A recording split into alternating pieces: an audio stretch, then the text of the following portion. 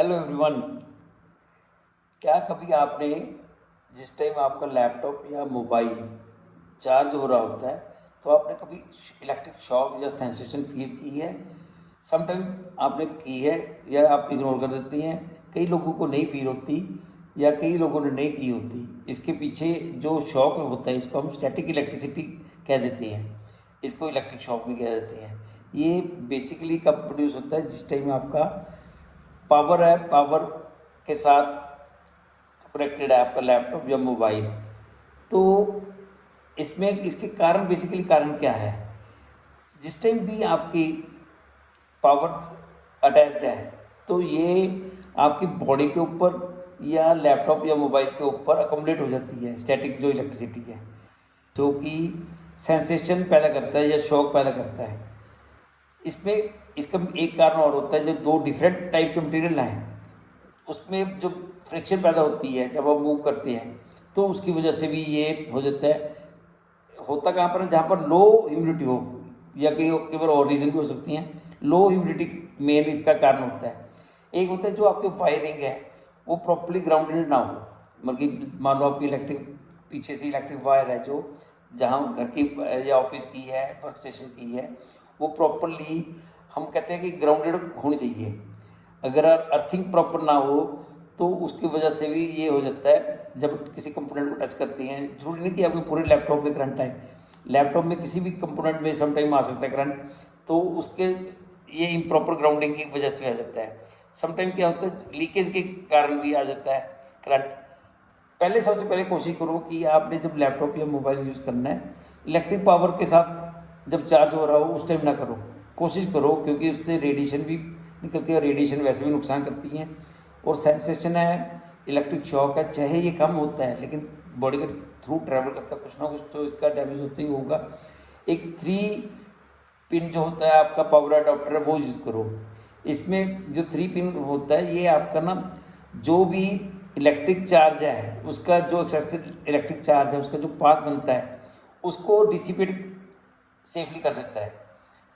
Number 2 पे आप जो आपके इलेक्ट्रिक अप्लाइंसेस हैं, इलेक्ट्रिक अप्लाइंसेस को प्रॉपरली अर्थिंग कर लो, उसकी ग्राउंडेड हो जाए। कोई वायर फॉल्ट वायर है उसको रिमूव कर दो, उसको ठीक कर लो।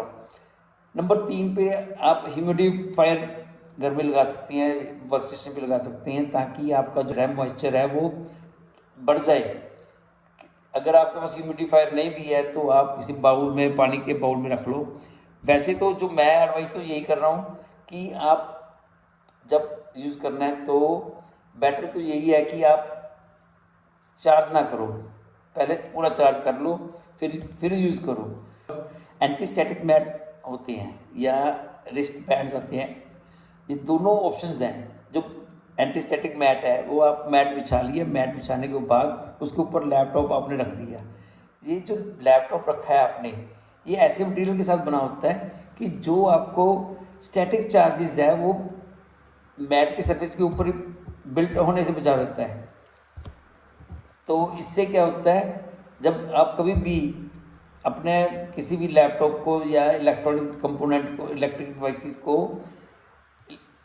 एंटी स्टैटिक मैट के ऊपर रख देते हैं तो ये इलेक्ट्रोस्टैटिक डिस्चार्ज को बचाता है, इक्विपमेंट को भी बचा देता है। इसी तरह जो एंटी स्टैटिक रिस्ट वॉच है, रिस्ट बैंड जो कहते हैं, ये आपकी कलाई पे बंध जाती है। कलाई पे बंध के इसका एक तो इसमें एक मेटल प्लेट होती है या क्लिप होता है जो कि ग्राउंडिंग पॉइंट से कनेक्ट किया जाता है। ये इससे क्या होता है कि आपका ये इंश्योर करता है कि जो आपकी बॉडी उसी इलेक्ट्रिक पोटेंशियल में रहे जो ग्राउंडेड पॉइंट पे है। इससे क्या होता है, आपकी बॉडी के अंदर ये स्टैटिक चार्ज को अकुमुलेट होने से बचा देता है और ईएसडी के रिस्क से भी बचा देता है। वैसे तो मैं आपको एडवाइस करूँगा कि आप एंटी स्टैटिक मैट्स या रिस्ट बैंड्स का यूज़ करें। जो एंटी स्टैटिक मैट्स हैं या रिस्ट बैंड्स हैं, ये इस हिसाब से डिज़ाइन किए गए होते हैं कि ये जो स्टैटिक इलेक्ट्रिसिटी है उसको डिसिपेट करती हैं और किसी भी ऑब्जेक्ट के ऊपर अकुमुलेट होने से बचा देती हैं। इससे क्या होता है, जो इलेक्ट्रॉनिक कंपोनेंट्स के जो है उसमें ट्रांसफ़र नहीं होता। एक आपका चेक करने का तरीका और भी है, आप अपने कैंपस से बाहर जाके किसी दूसरे कैंपस में किसी कैफ़े में जाके बैठो, वहाँ जाके अपने अप्लायंसेस को, अपने लैपटॉप को लगा के देखो। अगर वहाँ भी करंट आ रहा है फिर तो इसका मतलब आपके इक्विपमेंट में डिफेक्ट है। अगर वहाँ करंट नहीं आ रहा है तो इसका मतलब आपके इलेक्ट्रिक वायर में डिफेक्ट है। अगर तो इलेक्ट्रिक वायर में डिफेक्ट है, जो घर की वायर है या वर्क स्टेशन की वायर है, फिर तो आपको इलेक्ट्रीशियन को बुलाना पड़ेगा। अगर आपको लगता है कि आपके जगह बदलने के बावजूद भी आपके लैपटॉप में या आपके मोबाइल में करंट आ रहा है या सेंसेशन फील हो रही है, फिर आपको इलेक्ट्रॉनिक जो कंसल्टेंट है उनके पास जाना पड़ेगा। इलेक्ट्रॉनिक डिवाइसेस को जो चेक करती हैं वो देख के बताएंगे कि क्या इसमें कमी है। नंबर 3 पे आपके जिन लोगों के कोई मेडिकल इक्विपमेंट डाल रहे होते हैं कोई बॉडी के अंदर, तो उनको वो रिस्क रहता है, प्रोन टू ये करंट के लिए वो ज़्यादा रिस्की हो जाती हैं। उनको कोशिश करनी चाहिए कि जो मैंने ऊपर प्रिकॉशन में ये है वो यूज़ करके रखे।